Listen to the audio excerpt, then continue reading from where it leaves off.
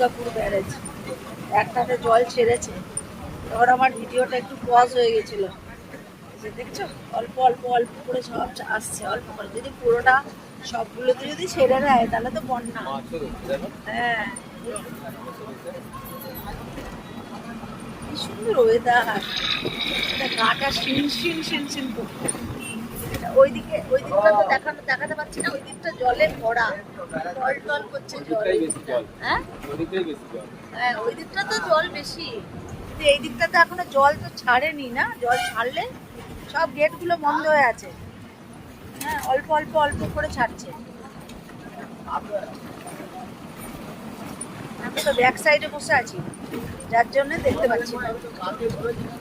আমরা মাইথন ড্যাম দেখেছিলাম একবার, জল ছাড়া। আর এগুলো দেখো অনেকদিন জল ছাড়েনি, ওই জন্য ঘাস গজিয়ে গেছে।